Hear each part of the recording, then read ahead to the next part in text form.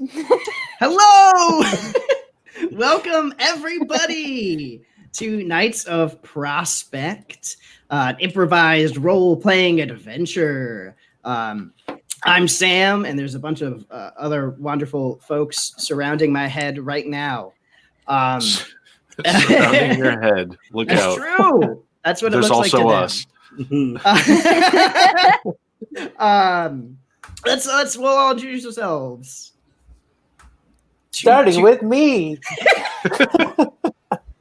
I'm Samit, everybody. I play Raz in the show. And on to Bill. Me!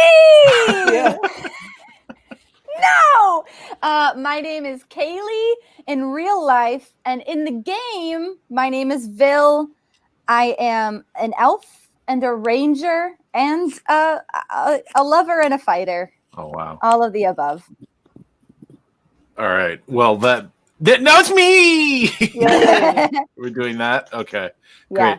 Great. So in real life, in the realist life, I'm Ryan, and I'm 6'2". In the game, I'm Gregory Shitbeard, also known as Gregory, and I'm a dwarf, so not 6'2", significantly shorter.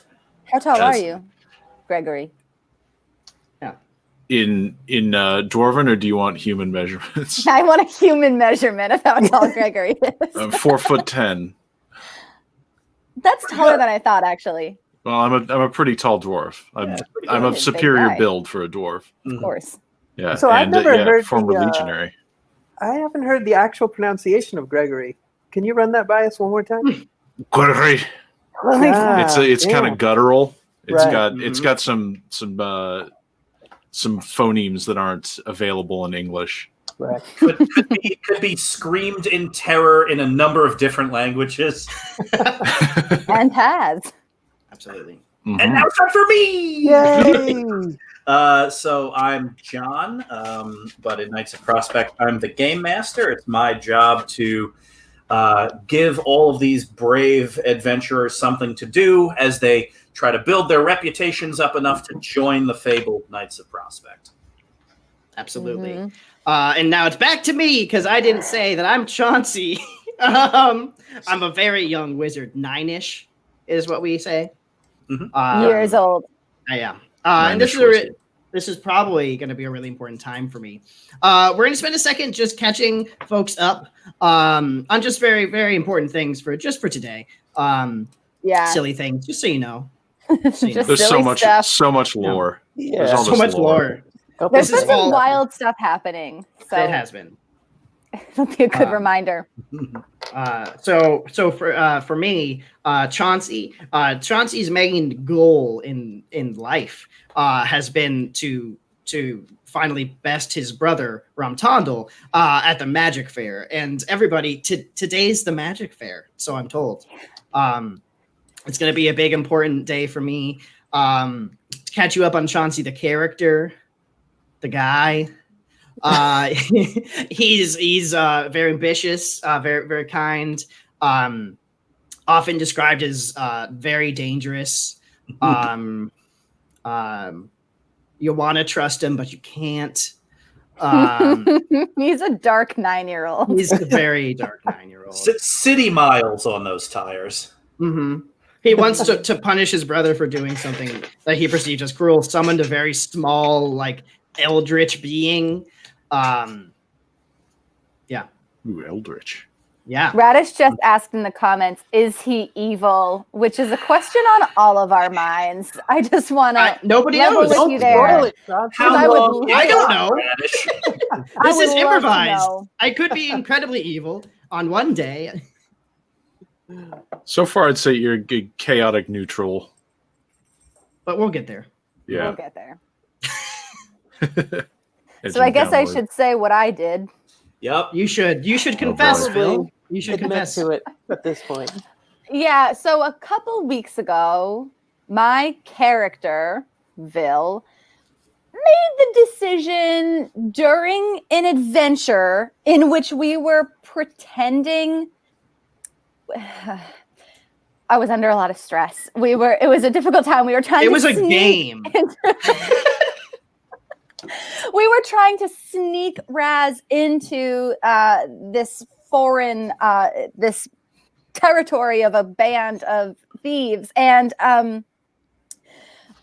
as I was pretending to kill him for the joy of the leader, as an accident, After slapping me double-digit numbers. And alongside two people on top of each other in a trench coat. This is a very Scooby-Doo situation. It it was was. a very Scooby-Doo situation. The slapping was on purpose, but it was just to sell it. I was trying to really sell it for the leader. The leader requested I kill Raz. And of course, I had a secret whisper meeting with everybody and said, I'm going to pretend to kill Raz, but not really kill Raz. It was Which no one supposed to could all be hear pretend. in the trench coat. But Unfortunately, I decided the best weapon to use would be a magical staff with unknown properties. Vil is not a practitioner of magic, knows almost nothing about it, and is pretty creeped out by the whole thing. Vil whacks Raz with this staff just to sell it, just to pretend, and accidentally killed Raz to death. Killed So- him straight to death. Killed him straight to death in one whack. I guess in several whacks, technically, including the slaps to sell it. When John, like when it happened, so here's Kaylee. She rolls the dice, and John says, "Raz is dead." Yeah. Everybody really was shocked Yes. and upset. It's too bad. It's going to be a really boring episode for Sumit. Right. Yeah, so as we Why know, Raz was is dead. We're But going to try to Sumit- bring him back, right? Sumit, do you want to tell us why you're not wearing your eye patch tonight? Well, yeah. So, okay. So Vil covered where I'm at, which is dead. Dead. My soul, however, was trapped in a soul stone, which Mhm. sits on the top of a staff that was discovered by another character. My soul resides there with a friend of mine. His name is Levin. Actually. I pronounced that wrong. He is a friend who has a funny story because I accidentally trapped his soul in another stone when I was a young lad, and I've been carrying around that stone with me for a long time. And so our souls are intertwined now. I don't know exactly where, but in a stone of some kind. Yeah. And so my physical body has an eye patch for reasons who knows. But my soul doesn't have an eye patch because my soul, is just a soul. So Yeah. Sumit, you are so smart. just a soul, like any other soul, Well, just your average soul. One clarifying point from Beautiful your soul. GM is the magical staff that Vil used to fake kill Raz had a giant soul stone at the top of it. And after Vil kind of killed Raz with it, that soul stone was thirsty and absorbed Raz's soul. Right. The problem was after this happened, the party kind of freaked out, and they're like, "Wait a minute! Doesn't Raz carry around the soul of like his dead friend?" Which is a real thing. Which is a real- That was established The long reason- ago. The reason why Levin's soul is now hanging out with Raz in the Soul Stone is because they took Levin's Soul Stone and just like stuffed it into his mouth. Oh, Try to gotcha. bring it That's back. why. Okay. Right. Oh, I forgot we put the rock in his mouth. They said, "Oh God, he's dead! Fill his mouth with rocks." It was a good idea. Right. It was an idea. It was- An idea happened. There were so many ideas. Mhm. So Vil, in the time that has passed since killing Raz, has been hoping to, knowing that the soul is trapped in the staff, hoping to bring the soul back in some way, and has therefore spent the time just kind of preserving Raz's body, kind of weekend at Bernieing him for probably like nice dinners at my place and just stuffing his mouth full of herbs to Great, keep him great. fresh. Great. Just all the good stuff. So he is. Yeah, Alright. And so here we are. Right. that just about covers it. I think I that's feel it. caught up. Yeah. All right. To me, Those are previously on.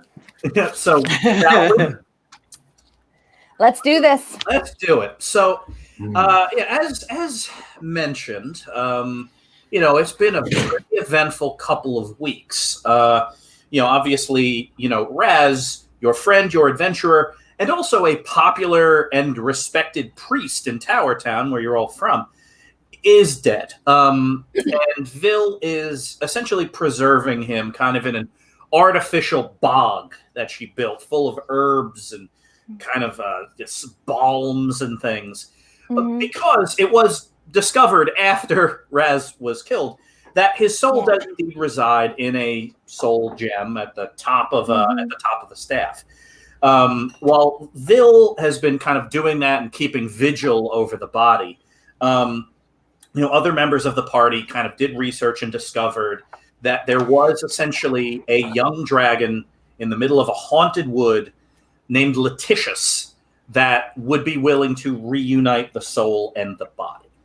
The problem, as we discussed before, is that this soul gem, this soul stone, has two souls in it. That Letitius the dragon was able to confirm. It has Raz's soul, and it has Levin's soul. And so you can't pull two souls out and stuff them into one body. That would drive both of them insane.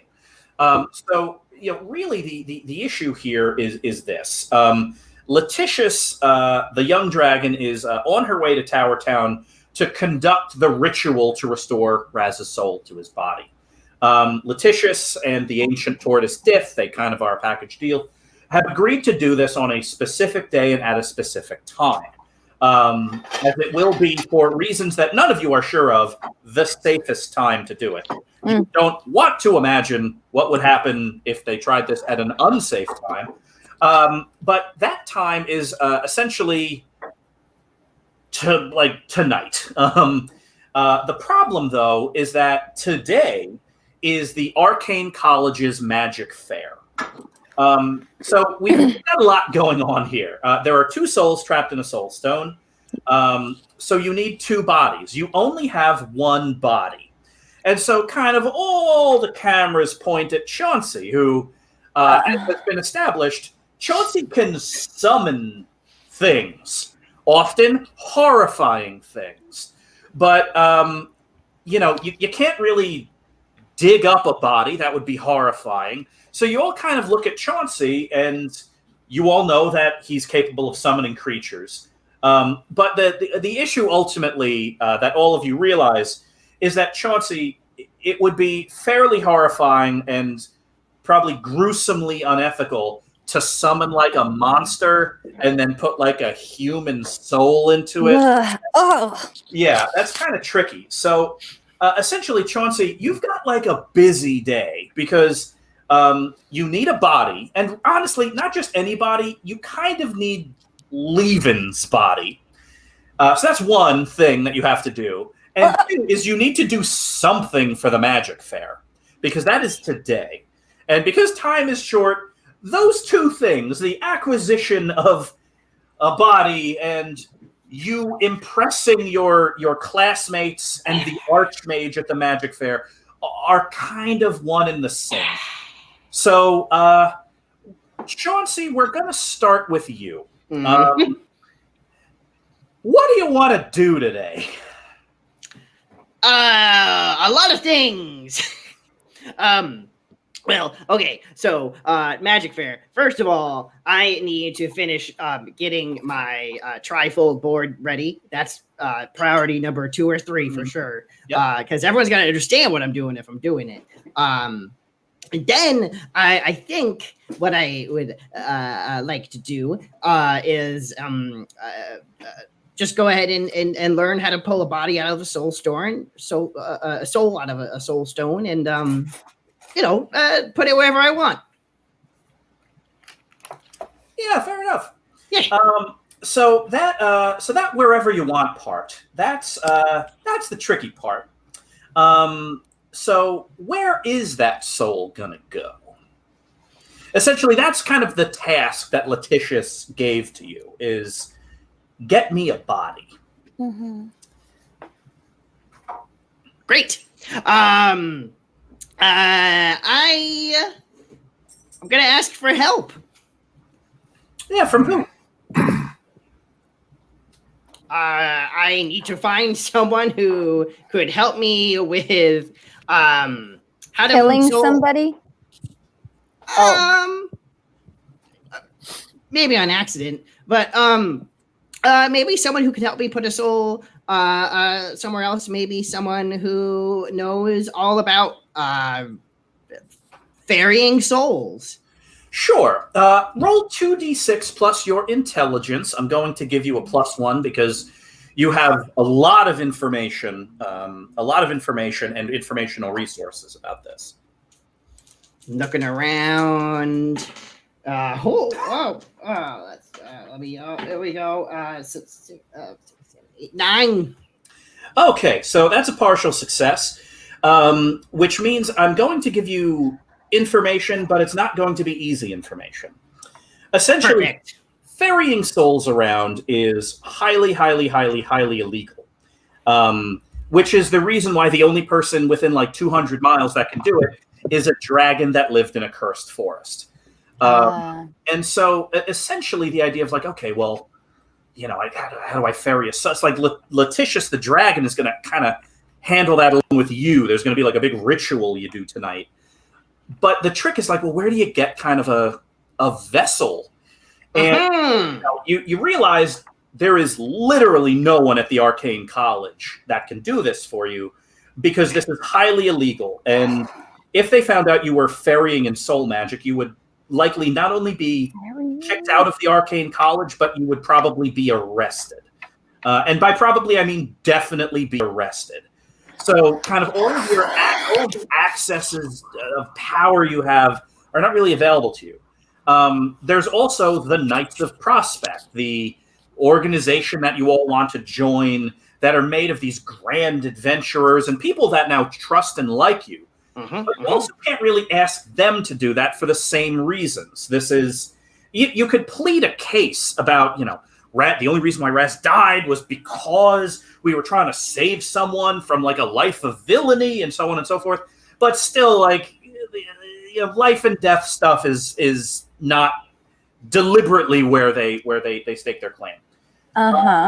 Which means the only beings with the knowledge to help you do not exist in Tower Town or in the Riverlands or, frankly, this world. The information that you could get in terms of how to kind of get a blank body and prepare it to be populated with a soul is if you contacted another plane of existence. Well, then it's time to show off a new spell. So before you cast what is invariably going to be a very interesting spell, let's cut over to Vil and Gregory. The two of you are kind of holding, you know, kind of a vigil/watch over the like bog of bubbling ointments and herbs and muds that is serving as Raz's tomb for the time being. It's early morning. You know that you're going to kind of have to disinter him and bring him to a spot that this dragon has told you specifically to bring him and another body. But as for now, the two of you are just kind of sitting there watching bubbles of mud slowly fill up and then pop and release a pungent aroma. If this is supposed to delay death, why does it smell so much like it? Well, it uses the death of other living things, like, leaves, insects, animals, the natural process of decomposition, but over a heat vent. That's what makes it bubble. I sent Hobie for some beef stew. Wonderful. A duck ferrying beef stew. Just what I wanted while I'm watching a dead body bubble in mud. It's not just mud. Isn't it, though? What is mud? If not all of the things you described mushed into one thing. Wow. Gregory, you're so right. I had no idea that you were such a nature fan. Where are we going to get this body? Well, I don't. You're the one who We have to talked put him in a body, yes? That's Yeah. what the dragon said. Well, we have to put Raz in Raz's body. And then we need a second body. Didn't you talk to the dragon? Yes, that's what the dragon said via the Lactitious. something like that. Magic is awful. I had to Laxity speak to a is- tortoise to speak to a dragon. It Magic was is terrible. awful. You should be glad you weren't there. Sorry about all the magic. I've been dealing with my fair share of magic. All this talk of souls and planes and a second soul. It's really driving me nuts. Well, you I elves feel- live forever, don't you? A long time. Don't you ever wish for death? Doesn't it become too long? I'm only The unending 91. grind.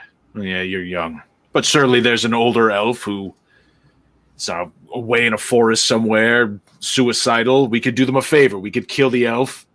No, elves feel that we have just enough time. No more, no less. What an Because obnoxiously elven thing to It's say. about, well, if you have a question, you can ask. And if you don't like the answer, Gregory, then you can keep that to yourself. Very well, I'll rephrase it as a statement. We should kill an elf. Well, that's very rude to say, Gregory. I think that we should kill you. Well, sorry for not worrying about manners when we're doing highly illegal soul magic, none of which I wanted to do. Look, I'd rather not kill anybody. I think I have made that clear. Did you? You said it was all the circle of life. Things die so that others may live. It's mud. It's all mud, isn't it, Vil? We simply put something into the mud to get something out of it. I killed a lot of people for a long time, and And one I recently. always thought, oh, that one was an accident. Please stop bringing it up right in front of him. That's rude too, I think. Gregory. I kept expecting it to get easier. The killing. When I was a mercenary, I kept thinking that the next one would be different. And now, maybe I think it got too easy. I didn't even know what I did for a long time. With Raz, I mean, when I But when you I feel killed remorse Raz. for all the others? Some of them, not others. Some of those, I think, were bad people. But it was hard to tell until I met Hobie. He's a better judge of character. Maybe Around Hobie can this tell us what point- to do. And around this point, Hobie does in fact return with kind of a couple of nice like clay thermoses full of beef stew. Wilma! Wilma makes the best beef stew, Gregory. Have you had it? From the About- Elcrest Lodge. No, yes, it's quite good. It's the best. Yeah, and so the three of you, Gregory, Vil, and Hobie, kind of sit in that silence that only happens when you have important things to talk about, but you're also really hungry and the food's just been set down. Mm. And in that silence, let us switch over to Raz. So, Raz, a big question for you. You know, you're a priest of Enteresh. You are incredibly well respected in Tower Town. And in your addresses to your followers over these years, you've kind of described what the afterlife is supposed to be like.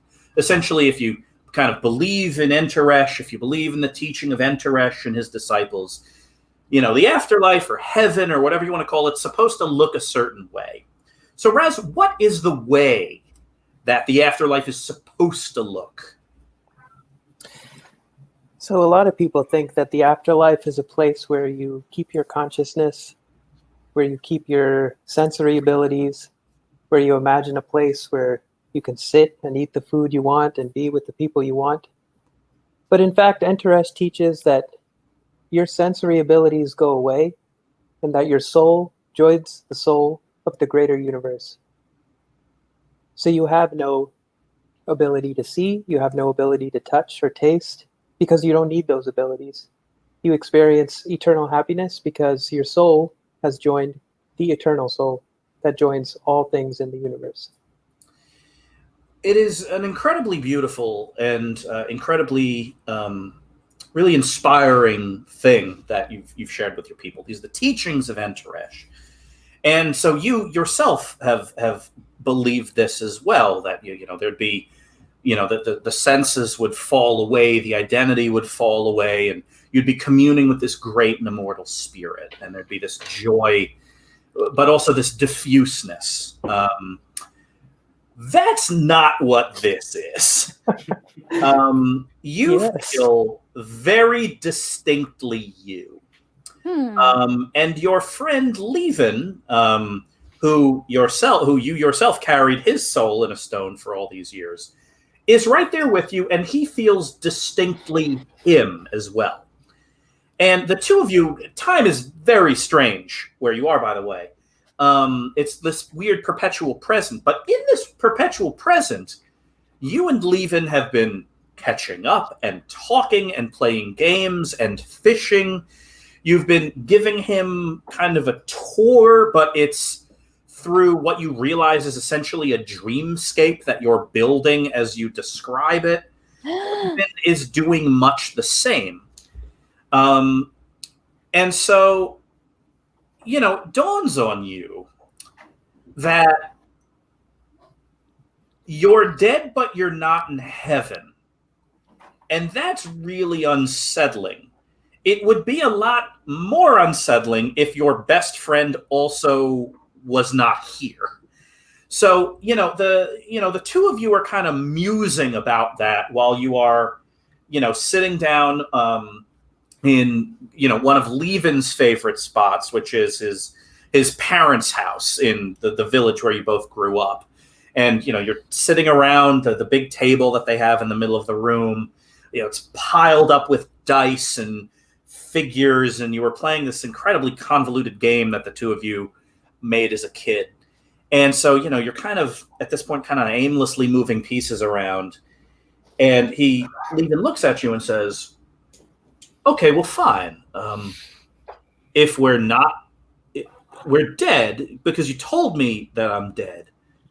And you're also dead, and I trust you on the dead thing because you're my friend and you wouldn't lie to me, and you're also a priest. But why are we not in heaven? Yeah, it's a great question. I personally haven't done, I've done some shady things in my day. I've stolen. I've treated people badly. And I thought once I became a cleric, maybe those things would be forgiven and forgotten. Maybe they weren't. Maybe somebody was keeping score, and it's all coming to roost now. You were so young, though. Here's the thing. You were so young when you turned into a soul. You were, 10 years old? Yeah, about that, sure. So there's no way that you would have done anything terrible to belong in anywhere other than heaven for your soul to be communing with the greater soul. You remember, though, when we took those marbles from that glass blower, like Melvin, the glass blower? Yes. We couldn't afford them, and so we took them. Right. I was planning on saving up and eventually paying Melvin back, but, then what happened. Right. Do you think that was it? If that's it, then that's a pretty high wall to climb over to get into heaven. Enteresh always teaches that your soul is constantly progressing towards the greater soul. And so maybe this is another step in our journey. We haven't reached the final destination, but we are in a transitional phase, either into another body, into another world, into another spiritual plane. So we're in some kind of waiting room. Right. Exactly. So why is it just us? Maybe we only think it's just us. The person that I would want here more than anybody, since I didn't know my parents, would be you. We were best friends for so long. Yeah. And so maybe my soul had called out for another soul to be there, and it's projecting you. I don't even know if you're real or not. Maybe you're there because I hope that you would be there, and maybe I'm here because you hope that I would be here. Well, I hope we're both real. Because if you were to ask who would I want to be stuck in a waiting room with on the precipice of life and death, it would be my best friend Braz. Absolutely. You remember when we stole those 2 cows from that farm and we rode them like they were horses? I'd like to think that we borrowed them. Those cows eventually made it back to that farm. One would hope. I mean, we let them go. Oh, cows are smart. Those cows would wander back. People say cows are like big dogs. Cows are like big dogs, yeah. So presumably those big dogs found their way home. That's true. That is very true. All right, it's your turn. You got to roll the dice. Sorry. And let's switch back to Chauncey. So Chauncey, your answers lie on another plane. So what would you like to do? I am going to sneak my way into the darkest, deepest recesses of my school's library, and I will find a right and proper name to just ask some questions so I can move some souls around. So you do indeed make your way down there through the kind of labyrinthian passages and stairwells and halls that lead to nowhere, and eventually into this kind of the grand underlibrary of the Arcane College. You've walked through at this point like 3 consecutive sections, each one kind of spoken of as more dangerous than the last.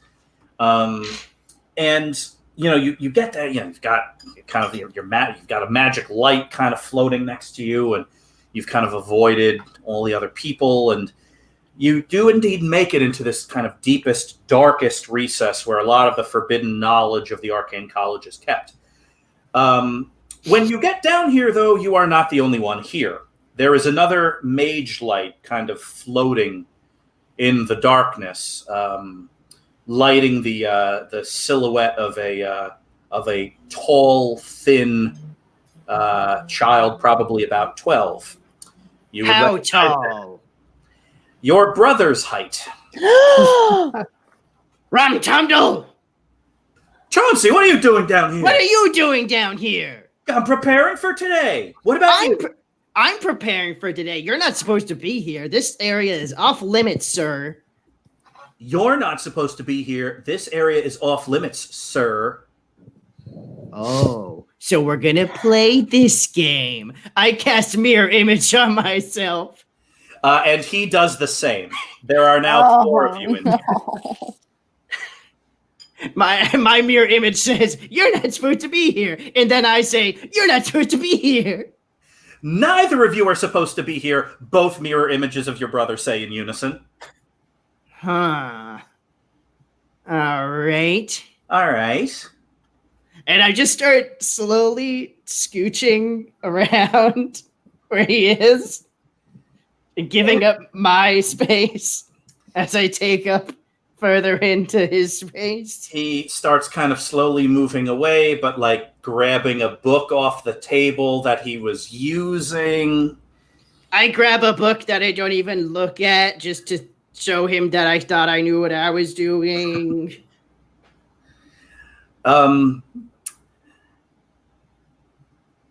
Chauncey, the book in your hand is actually the perfect book. Are you seeing this, me? I am me. That looks like the perfect book. The book is called The Obsidian Plains of Death. Oh. The fact that it leapt into your hand almost by chance is something that both Rantamdals are a little concerned by. And one of them snaps his fingers and they kind of shift back into just your brother. Chauncey, what are you going to do? Awesome magic. What are you gonna do? Awesome magic. Phew. And he kind of hides the book he was holding behind his back. I do it too. Well, fine. Is this an I won't tell if you won't tell situation, brother? And I slowly back away further into the darkness. And he begins doing the same. What happens next for the both of you is it'd be really kind of nice if it wasn't so deeply strange. The two of you in your own respective corners of this dark and forbidden library are cramming for a test together. Every so often you hear him shift in his seat and then you kind of shift in your seat.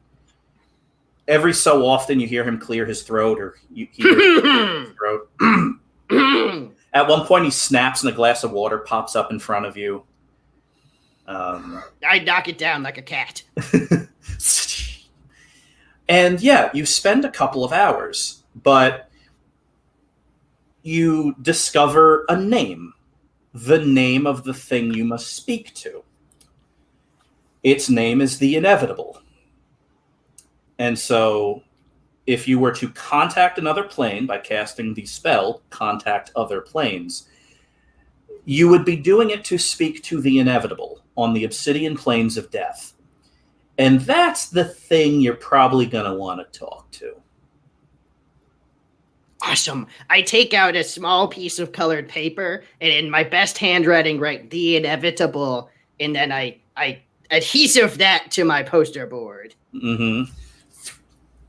Step one. Awesome.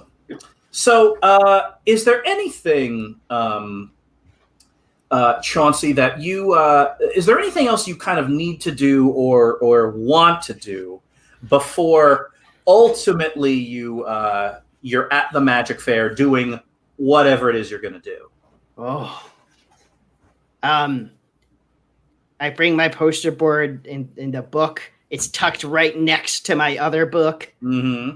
You know, that one. And I walk past him, glaring.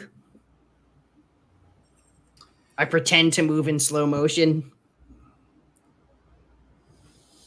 Chauncey, what have I done?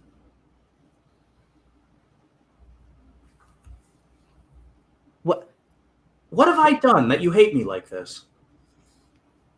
Like when you walk around casting a shadow so big that people don't even notice me. They just notice a shadow on the ground, which is 2D, and I'm 3D, and I'm really good at magic. Yeah, I know. You're great at it. You're a natural at it. Well, then why does everyone talk about Rantamdal? Which is a stupid name. Yeah, well, I didn't choose it. They talk about me because I'm 2 years older. But also, I think they're talking about you now more. The heroes you adventure with? Yeah, I had to The grow magics you discover? Yeah, I had to grow like 50 feet tall to be talked about. You could just live and be however tall, 6, 7 feet tall. The happiest day of my life is when you got accepted in here. Because I knew I'd get to do this with my brother. What a weird path we've walked that we both are here now. In this room, doing what we're doing. Well, it's gonna get weirder and better after you're finally second place at the fair. And I take a cracker out from my sleeve and throw it on his table. And I run back up the stairs to go see Drone. Yep, you do. Your friend Drone, who has been keeping watch for you, is up here. All right, Chauncey, nobody came by, so you're in the clear. Did you get everything you needed? Drone, yeah, I did. Listen, I'm gonna here. And I take the rest of the whole sleeve of crackers out from my sleeve. And I pass all of them to Drone. Oh, thanks, Chauncey. Keeping watch is hungry work. Yeah. Whoa. There's some more. You know my secret hiding spot under the rug in her room? Under the rug with the wolf head? Yeah, it's not so secret because we're constantly hiding stuff under there. Yeah, you can have all my crackers from there, too. Wow. Geez, I should keep watch for you more often. Yeah. Okay, I'm gonna go draw a real big circle up in town. Okay, good luck. I'll see you Okay. out there. Bye, Drone. Okay. So the Magic Fair kind of takes place really wherever you want it to be.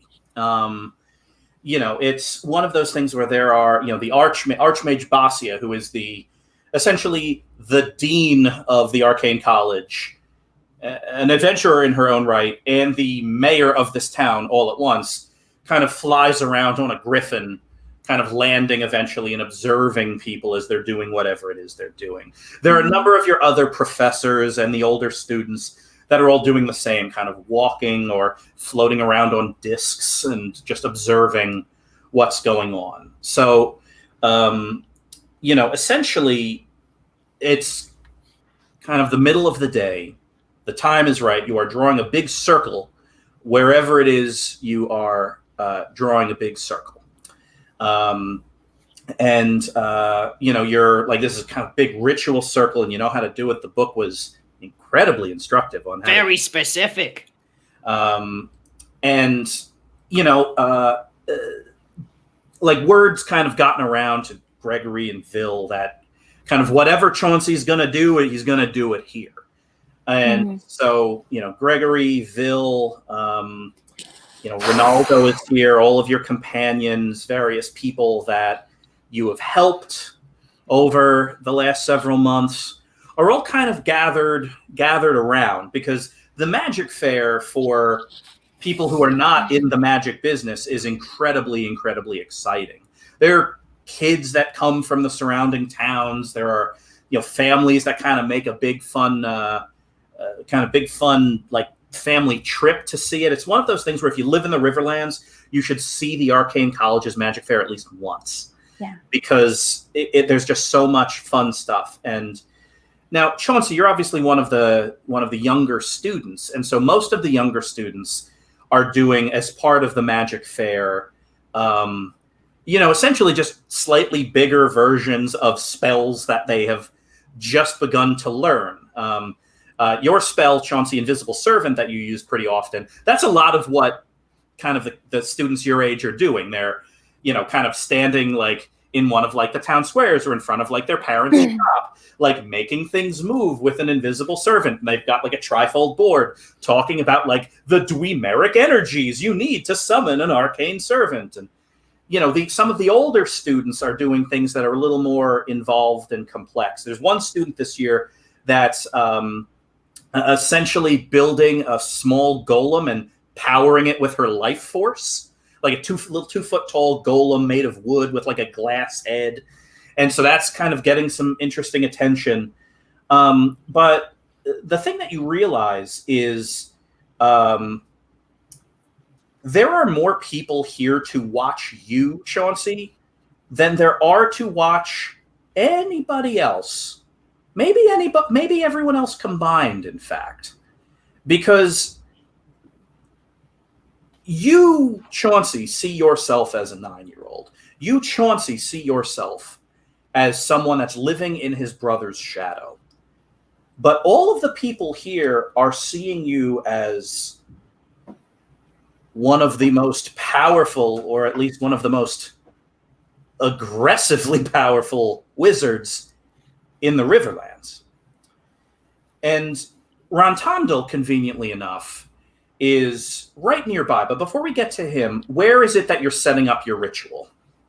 My ritual, the circle and symbols surround a beautiful fountain towards the center of town. They all converge on that fountain. And I set my trifold board up facing a majority of the crowd.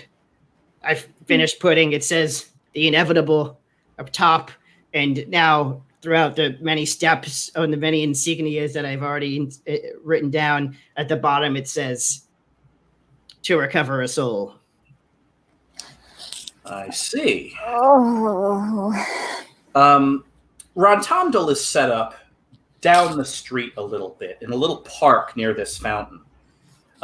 His trifold board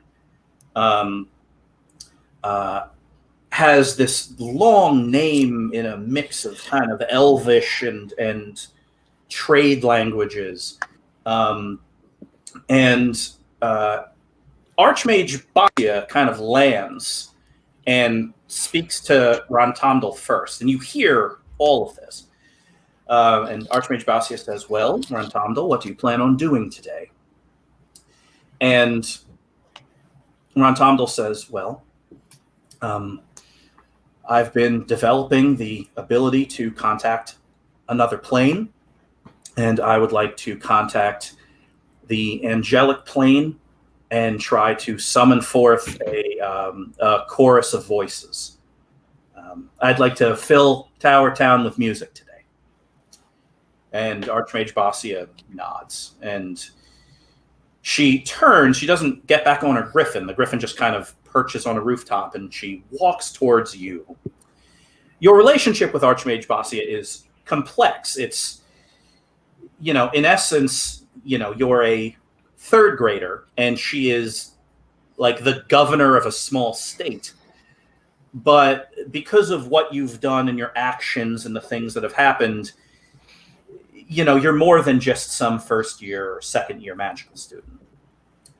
And she walks up to you and she reads your board and she just looks at you in silence. I reach into my sleeve. I have no crackers today. It's going to be amazing, isn't it?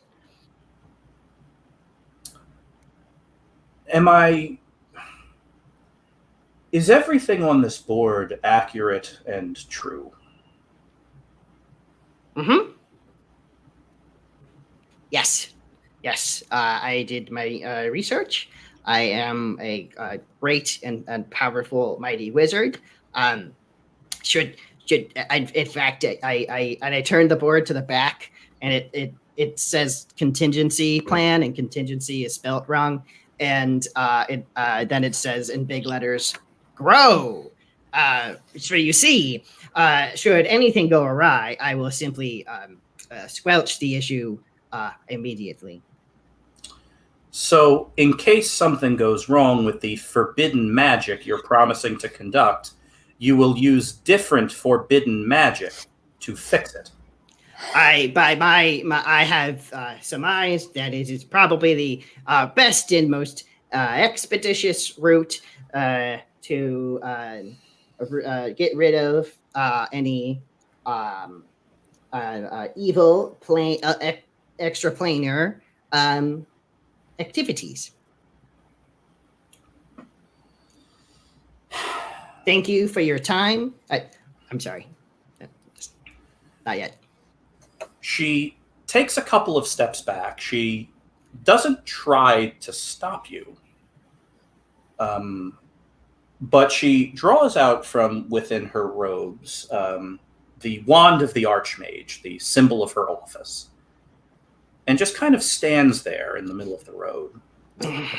You look up and you realize that the battle mages of Tower Town, the graduates of the Arcane College that studied war and combat and ritual siege craft are all lining the rooftops, looking at you. Can't be a good sign. Chauncey, you may proceed. One more. Everyone could do this if you'd like. It's good for the back, I'm told. Okay. And I'm looking out in the crowd to see all of my friends. Dron has a sign. In the crowd are not just your friends, or at least not just the people you think are your friends. Dron's there, but so is Erica, the mercenary of Ronaldo. So's Ronaldo. So's Scalvian the Terror, the Knight of Prospect. So is a collection of people you've all saved. They're all there watching. Your circle of friends is a little larger, perhaps, than you thought it was. And I say, here we go. I step towards the fountain. I raise my hand to make the water stop. I step up. I stand dead in the center of the fountain.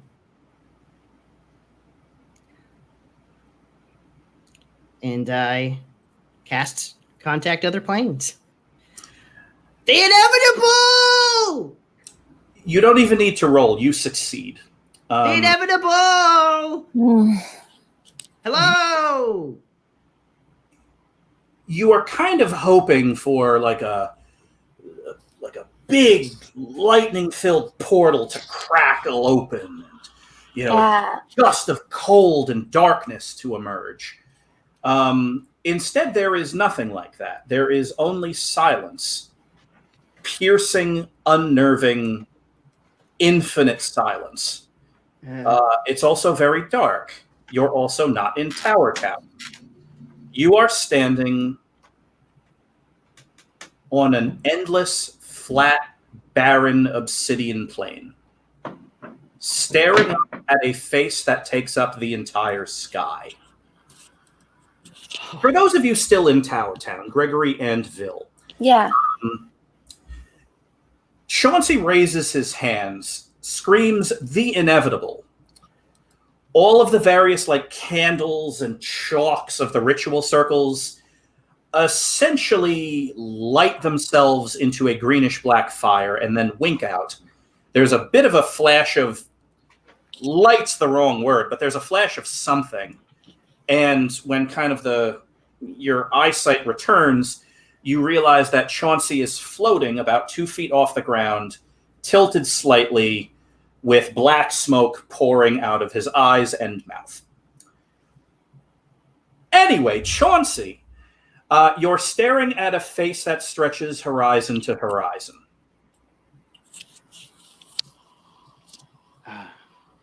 The inevitable. It's me, Chauncey. You have summoned me for purpose. Yes. And I look at the script I wrote on my other hand. The inevitable. I, Chauncey, am here because I have heard of your great, mighty, and ever-present powers. I seek to return a soul from a stone into my plane, but without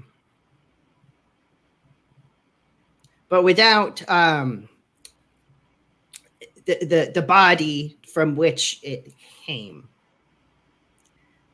And then if you could help me make some excellent fireworks or a banner of sorts to bring it all together.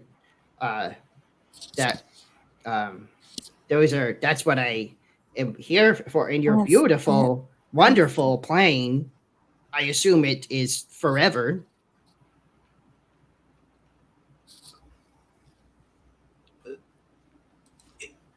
The face takes up literally your entire field of vision.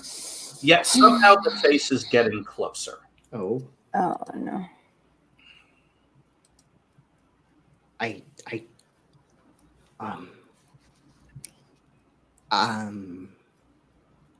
I can give you fireworks. awesome. Okay. Good. This soul. It is trapped in a vessel, but not the vessel you want it to be trapped in. That's exactly correct. So Boy, you you're need a smarty. Sorry?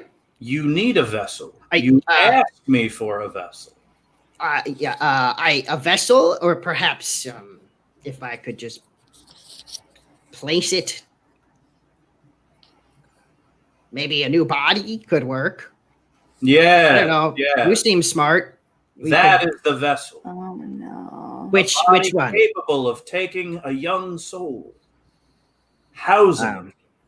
What is the name of the soul? I'm looking. It's hold on. It's Larvin. Levin. Oh. Levin. A child, probably about 10ish, walks forth from the darkness into your view. Hello. Are you also here to speak with Mr. Inevitable? This body doesn't say a thing. It is standing there. This is the body that was lost. The bodies with the souls taken away come here to my plane. And so here it is. The body of this friend of yours. I'm getting a little scared, and so I'm reaching into my cloak to take out, to start opening my very, very powerful book. Yeah, the book you carry that you believe is both the source of your power and your protection Oh. is kind of pulsing with energy right now. Book. I'm freaking out a little bit.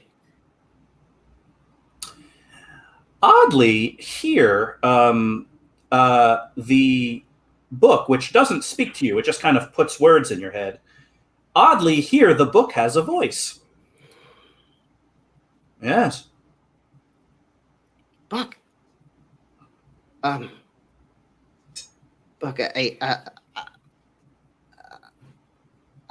I'm wondering if you could maybe help me get leave the Obsidian Plane, or maybe you could talk to Mr. Inevitable. You seem to perhaps be of a similar age or mindset. No, the inevitable is much older than me. Oh, good. I knew when you found me you'd lead me here. What? You would take me to this plane. Because I, too, have business here. Oh no. Book. What are you doing, Book? The book starts to kind of vibrate a little bit. I hate that. And walking forth from the kind of inky blackness in front of you is... Oh, that's weird. There's a great big portrait of him right in the middle of the Arcane College. That is Archmage Akka. Archmage Akka was the Archmage before his untimely disappearance. Archmage Basia took his place.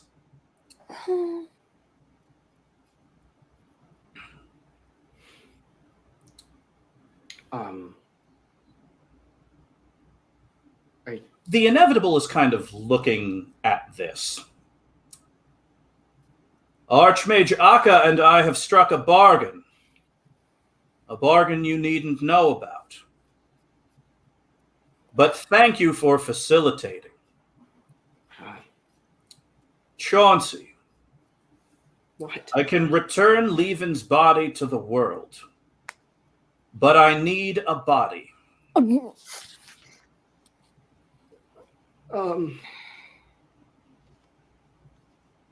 What about? Oh, I.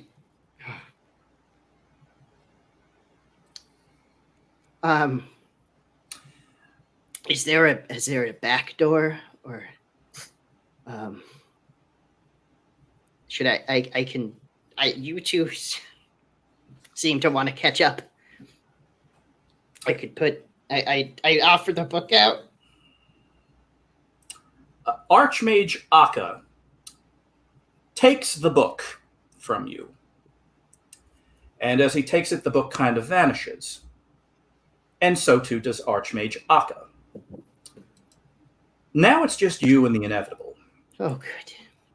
So, Chauncey, the big question is this. I'm going to tell you 3 different things. You are going to decide which 2 are true. Rantamdal is perfectly safe. You win the magic fair. You bring back Levin's body.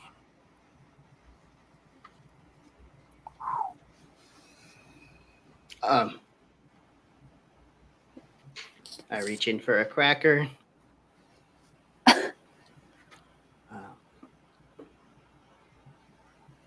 I have to win the magic fair. 1. The inevitable. And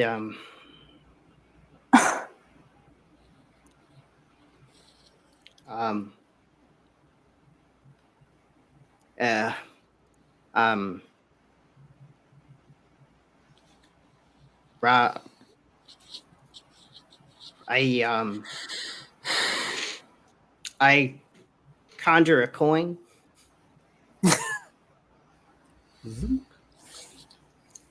All right, inevitable. You call it in the air.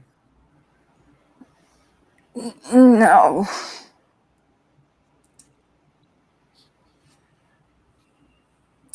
This Wow, one's on you, Chauncey. Hey, where'd my coin go? And Rantamdal is perfectly safe. Okay.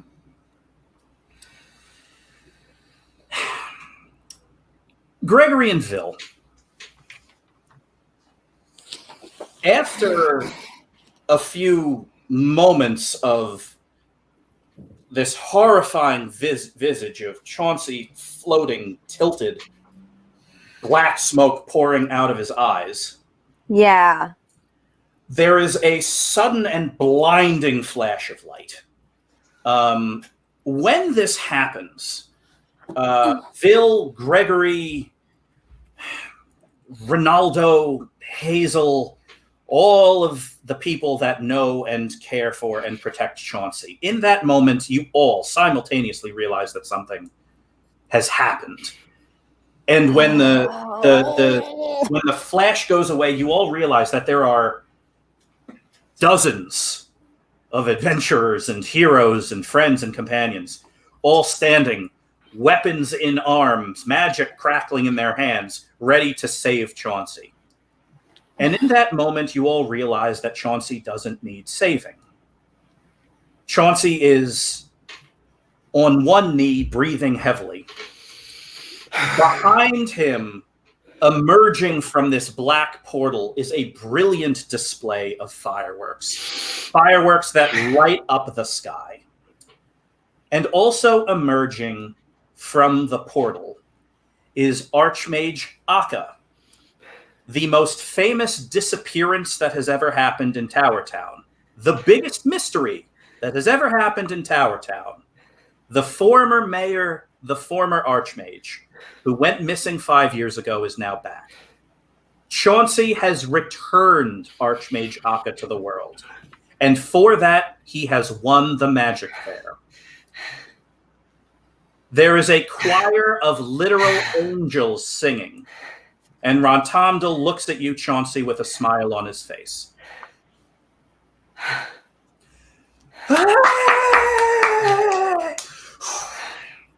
Archmage Basia is absolutely stunned. Essentially, her boss, the person that she replaced, the person she never expected to see again, has walked out safe and sound from the plains of death. You can't stick around too long for the celebration, because there is another ritual circle deep in the forest that you all need to get to right now. A body. A body. In the middle of this ritual circle, there is Roz's preserved corpse. Letitius the dragon is sitting in the middle of this incredibly ornate collection of stones, and the trees have literally bent to form runes, and it's 100 feet wide. Yes. Lactitious? Hello? Dith, the ancient tortoise, responds. She is listening, Vil. Yes.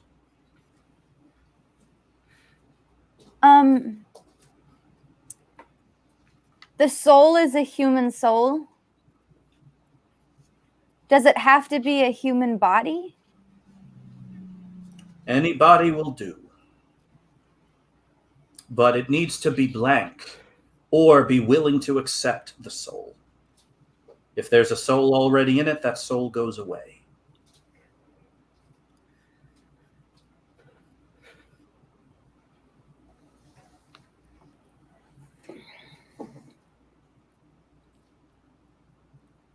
All right.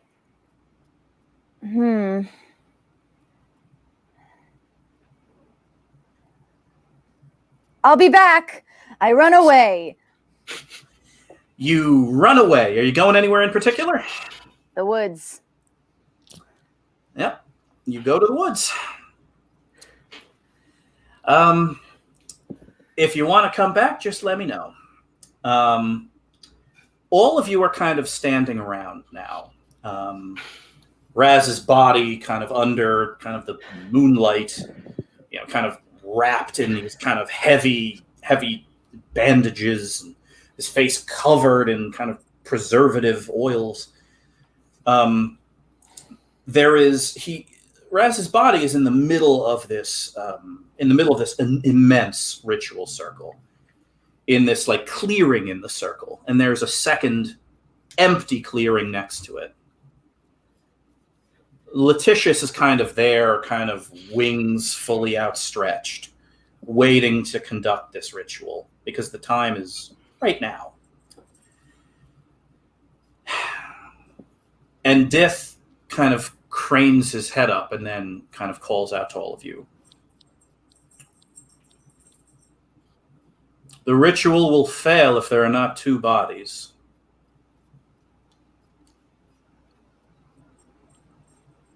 Hobie!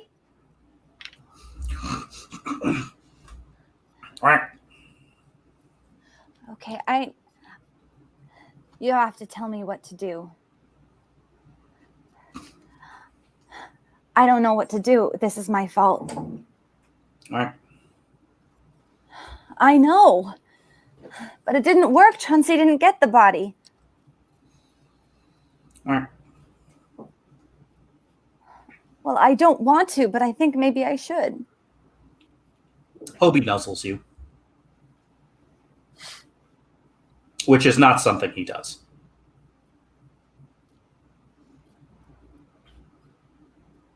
Okay. Maybe you're right. Do you think that would really work? Mark. What if it... All right. You know more about magic than I do. I'll give it a shot. I climb a tree. You climb a tree.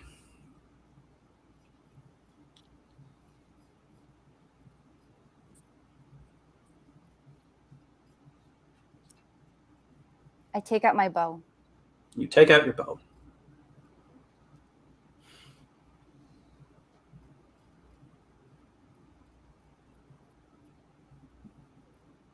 I watch until I see a badger go by. There's one. Okay, Enteresh, I don't usually do this. I know we're not very close, but I'd like you to take good care of this badger. I know that typically I say badgers deserve to rot in hell, but this one's helping me. Kindly take a watch. And the end.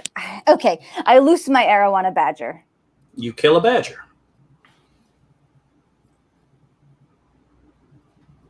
I carry the badger back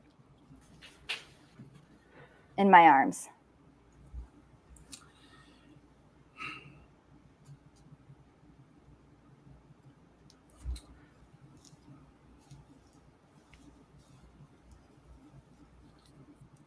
This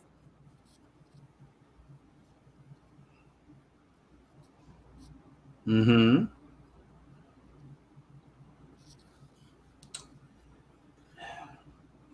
Dith speaks one more time.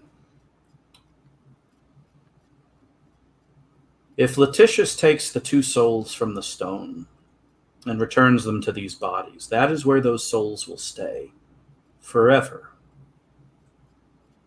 Are you sure that that badger is where you want that soul?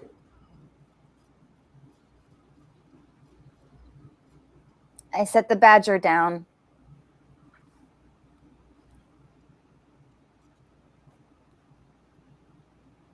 Sorry, Hopi. I climb into the mud. So you lay down in the ritual circle? The ritual begins. What are you doing? Letitius begins this song, this otherworldly song. Bill, what the hell are you doing? Energy begins to Get out! Gregory, this is my fault. seep up in wisps in through the ground and up into the air. Raz, you are having lunch with Levin, and suddenly the roof of Levin's parents' house is torn off. Did you do that? No. No. Are we going? Are we This might going be- somewhere? Levin, this might be it. It was an honor to be here with you. You're my best friend, Raz. You're my best friend, buddy. I'll see you in another world. I'll see you in another world. And everything goes black. Vil?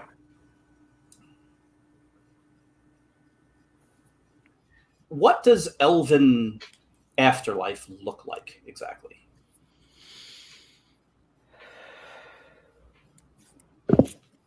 It looks a lot like these woods. Yeah.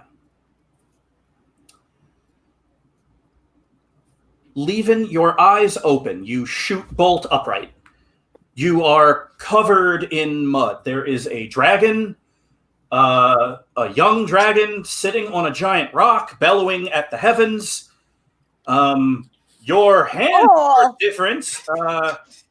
You're older. Oh, You're an elf now.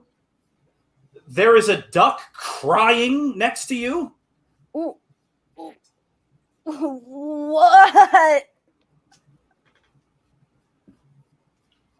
Your best What? friend Raz is in a similar state, about 5 feet away, covered in he's- blood and confusedly sitting up. He's naked.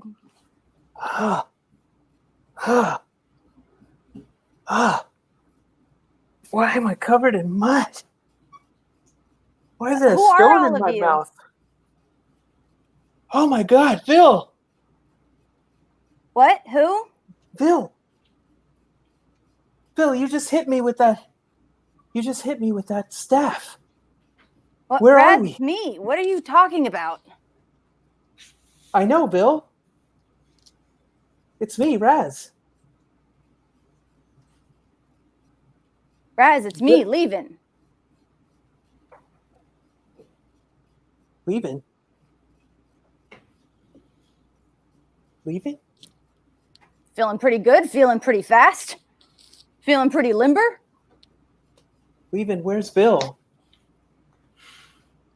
Mm, What Hey. sanity is this? Gregory. I don't know who terrific. that is. Bring her back! Bring her back! Bring Awful her dragon, back. bring her back! Bring her back. What are you?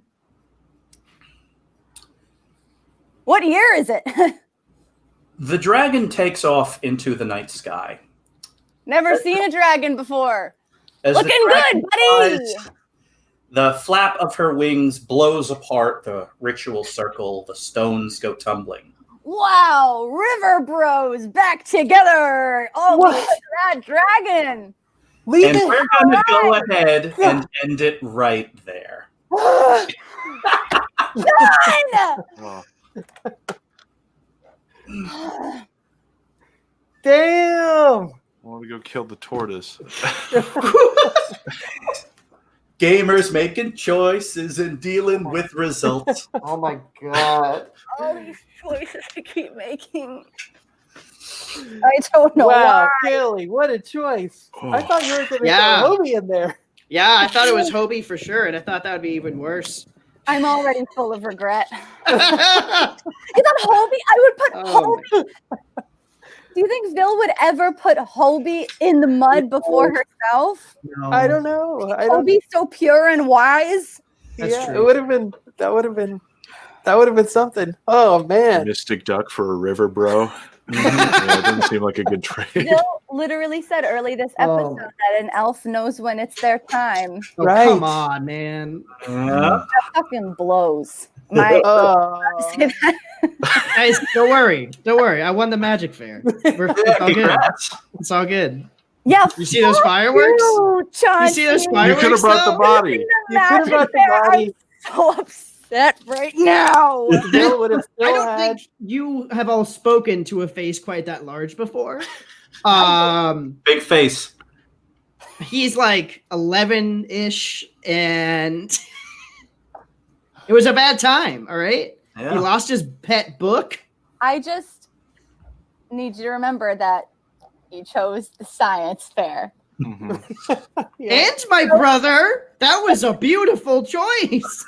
And speaking of choosing, thank you all, friends at home, for choosing to tune in Saturday night at 8 o'clock for Knights of Prospect. You can find us every Saturday at 8 right here on 2MB Studios. They boast a wonderful slate of shows, comedy every single night of the week, and some days as well. So if Comedy. you haven't, comedy. So if you haven't Comedy. subscribed yet on Twitch, please do. Also, be sure to find us on YouTube. That's where you can see all of our previous adventures, and find us on Facebook as well. Good night, everybody. Good night. Bye. Good night.